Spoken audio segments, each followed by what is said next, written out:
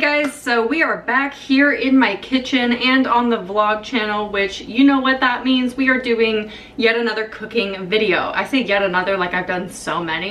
This is the second one. So we're doing another cooking video. Today I decided I would make Buddha bowls and I thought I would film it because a lot of you guys in my grocery haul video, which I will have a link to up here on my main channel, wanted to see how I make my Buddha bowls and the other things I mentioned in that video. Obviously I've already done a recipe on my spaghetti, which I have tweaked and improved. You guys wanted to see Buddha bowls in action, so I don't really know why they're called Buddha bowls or what. They're like grain bowls, I guess you could call it. So it usually has a base layer of some type of grain, such as why can't I remember? Brown rice, quinoa, which we're gonna do today, couscous. You could do buckwheat, that's a thing, right? Whatever grains you usually prefer, you could put on the bottom, and then you basically just cook up a bunch of vegetables, put it on top, put some kind of dressing on there to season everything and season like the grain underneath, and you're good to go. It's super healthy. You can add so much stuff to it to really pack it full of nutrients, and I love recipes like that. So without further ado, let's get started with Buddha bowls. So as far as veggies go, for me, I just use whatever I have in the fridge. So sometimes it'll have Brussels sprouts and mushrooms. Do I have the mushrooms still? I think I might still have some mushrooms. I did buy them originally for the Buddha bowls, but they went bad super fast. So if they're still good, I'll pull them out. But I just use whatever leftover vegetables I have. So this is all I have from the kale, and we had like 1/2 and 1/4 of an onion in the fridge, so I thought I'd just roast some of that up. This is not going in the oven, but that comes in handy later. So these are my vegetables of the day: carrots, asparagus, zucchini, broccoli, kale, and onion. You can use whatever your favorite vegetables are, whatever you have in your fridge. This is a great clean out fridge meal. You're probably gonna want to use 2 roasting pans or 2 sheet pans because you're gonna have a lot of vegetables, unless you just do like a smaller batch. I like to batch cook Buddha bowls because then they will last me and I have a healthy meal like go-to that I can have for lunch tomorrow or dinner, whatever. We'll get into like toppings and stuff in a bit. So I am gonna be adding flax seeds, sesame seeds, and some dried herbs and things like that because I think dried herbs are super important. So I'll show you which ones I add to the Buddha bowls a little bit later on, but let me go ahead and chop all this up. While I chop some vegetables, I thought we would have a little bit of a chat. So I have been doing a lot of research, watching a lot of videos on diet, not dieting, not like losing weight or anything like that, but just health, you know, like healthy dieting, and I have been discovering so much, getting so into it. I have posted on social media that I'm currently reading How Not to Die by Michael Greger, which is like my favorite book right now. It's so informative. Obviously, you have to go into it with a little bit of critical thinking because, you know, it's not the word of God. It's not the Bible or anything, although that's irrelevant to me too, so I don't know. I've actually been reading his book and taking, okay, that happens every time. Stupid zucchini. As I'm reading his book, I take a lot of notes on like the best things to add to your diet to live to be 100, because that is one of my life goals, is to live really old. And obviously, like, it's all about balance. Food is a very sensitive topic for a lot of people, so it really, you know, you should be open-minded when it comes to the kind of information that you take in about diet and food and things like that, especially if it can be triggering to you, because I've had disordered eating habits in the past and it's not fun, and it's, you know, you can get really obsessive about it. But right now I'm obsessed with health, which that is kind of a disordered thinking process. It can be anyway, and I acknowledge it can be, and I'm not obsessive about it by any means, but I have been taking notes on small tweaks to do in your current like existing kind of diet, or like swaps that you can make to just make some of your favorite meals a little bit healthier. Obviously switching to whole grains. Don't eat white processed rice or breads, right? Which I do have here. So like, I'm not banning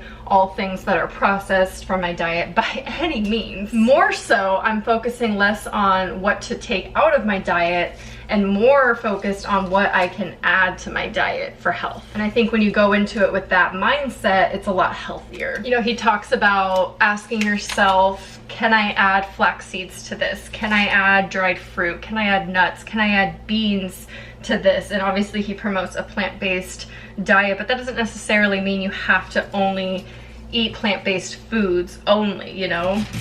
unless that's a lifestyle choice that you choose to make. For me, I don't choose to be 100% plant-based, but I do eat a lot of plant-based meals. Like today's meal is 100% vegan.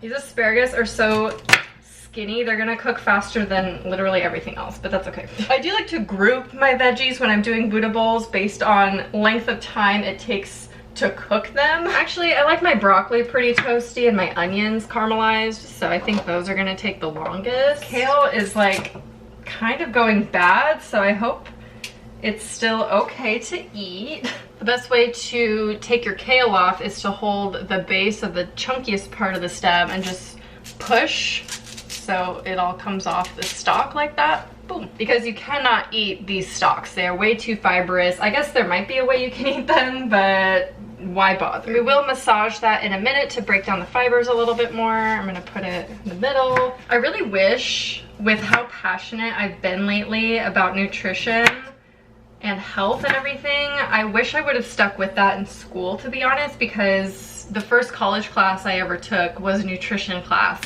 And I got barely a C in that class, and I was just so discouraged. And I wanted to focus on other things, but I switched my major to English, I think, at that point. I think my major going into college, though, was psychology, and I still took a nutrition course because I really loved nutrition so much. And now I'm regretting not doing that. I guess I could go back to school for it. Like, who says I can't do that, you know? But I just feel such a passion for it that when I read some things and like figure out some healthy ways to eat that I like never thought about, or just nutrients that, I don't know, that blow my mind as far as nutrition, and I don't know, am I making sense? I'm not. Let me rephrase. When I find out like a fun fact about foods or different ways to be healthy, I get really excited and I tell my boyfriend and stuff, and I'm just so passionate. I want to share it with literally everyone I know. Like, and see, I would love to share with you guys things that I find out, but I'm not an expert, and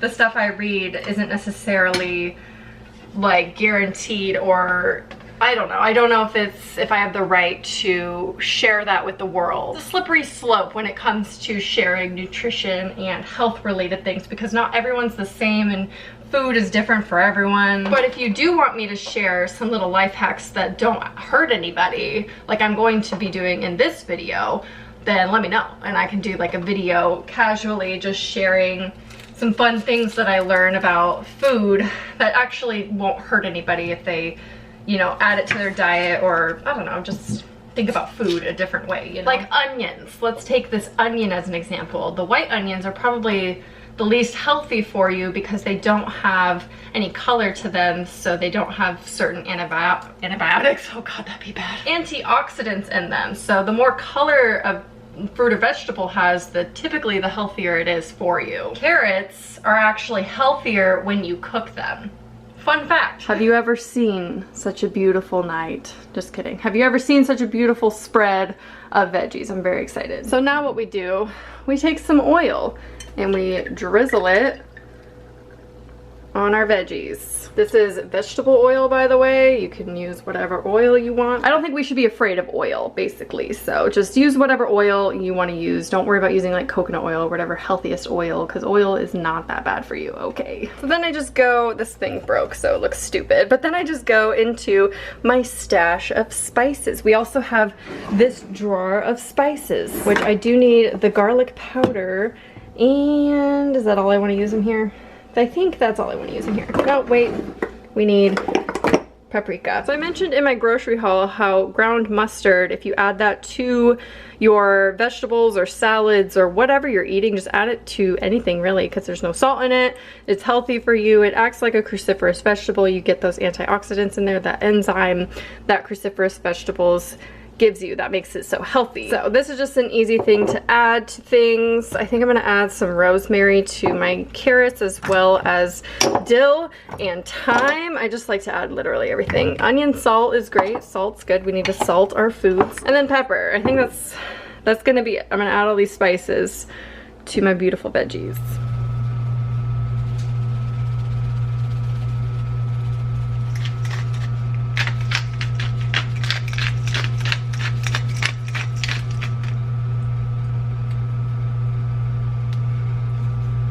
Okay, I had to turn my AC on, so there's a little bit of background noise, but I turned the oven on and it's 100 degrees outside, so I really, really needed it. I'm sorry. So I turned the oven to 375, 325. Okay, well, let's do 350. Set it 350, and then I'm gonna pop them in, and I just eyeball when they're done. And then while these are cooking in the oven, I will start my quinoa, because that doesn't really take that much time to cook, so it can cook while these are cooking. Roughly, I would say at least 30 minutes for these vegetables over here. The lighter, smaller ones can really, at that heat, be like 15 minutes, I want to say. It really just depends on the vegetable and depends on you, so just keep an eye on it. Don't let it burn. So for the quinoa, like I showed in my grocery haul, I have this tricolor one. Anyway, this is just the kind that I'm using. Like I said, you can do brown rice, whatever you like as a grain, as the base. And then I prefer to make my grains with veggie broth as opposed to water, just so it already has like some kind of seasoning. And if you don't know about Better Than Bouillon,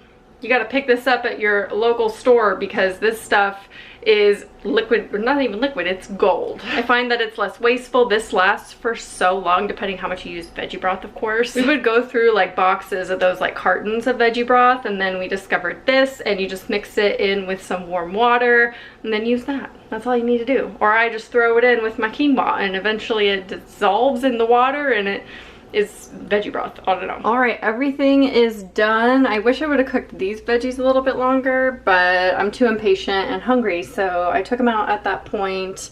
But here we are. Here it is. Let's assemble. We got these wooden bowls, by the way, at IKEA, and we love them.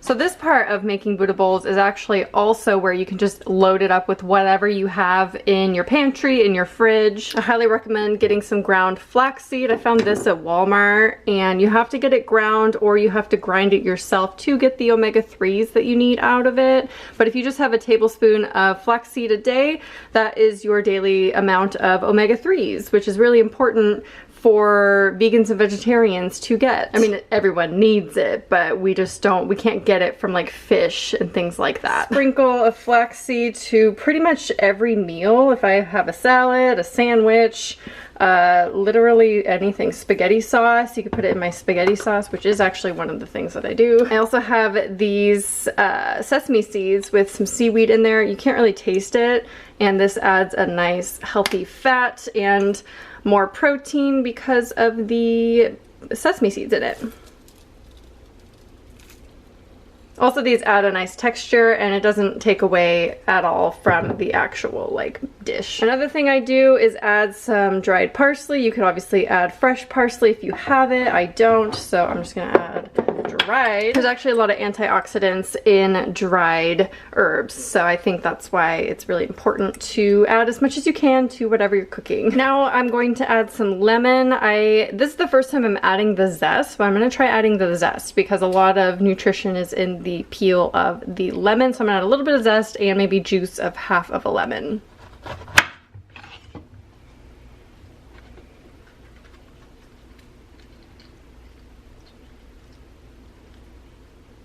So I bought the arugula spinach mixture to put on top of this for a fresh element, but I actually ate so many salads that I don't have any of that anymore, but I do have some radish. So I just chopped up some radish. I'm gonna add that on top for a little crunch and something fresh. The lemon juice will also help be like a fresh flavor in there. And then I said in the beginning this was going to be vegan. It is not. If I just added the jalapeno sauce, then it would be. This stuff is so good. The spice is like just enough for me, and I love this stuff, and it is vegan. So you could just stop at this. Whatever condiments you have in your fridge is what you should use. Just whatever you like on salads and things. I am going to use a little bit of this avocado ranch. It has eggs in it, so it's not vegan, but it is dairy free otherwise. So I'm going to add a combination of these. I'd say get creative with whatever you top your Buddha bowls with.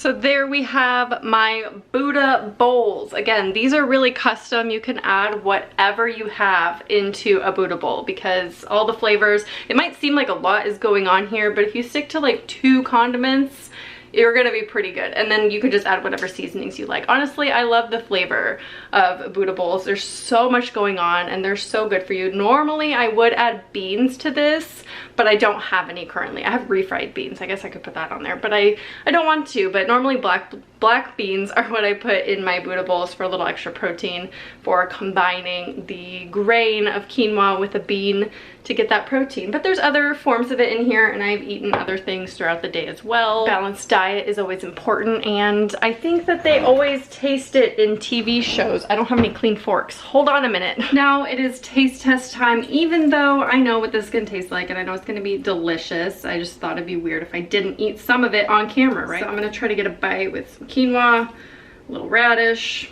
whatever veggies. Cheers.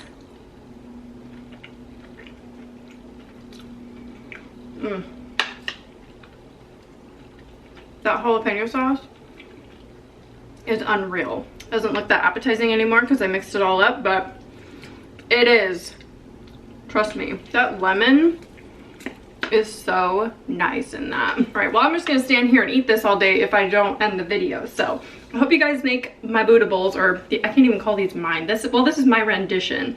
You do you though. You make whatever combination sounds good to you. I hope this gives you a healthy meal idea. Super easy to make vegan if you are or want to eat more vegan meals. Super delicious and healthy for you. So I think this is a great option, and it makes tons of leftovers for future meals. So this is a great meal prep item if that's something that you also want to get into. So hopefully this gives you a good idea, and like I said, customize it. Do whatever you want to it. There's really no wrong way to do a Buddha bowl. Make sure if you do create this or something similar to it, you show me on social media and tag me in your posts, or send me an Instagram story or something. I'd love to see you guys recreate this or try your own recipes for Buddha bowls. I hope you guys enjoyed this, and I will talk to you soon. Bye.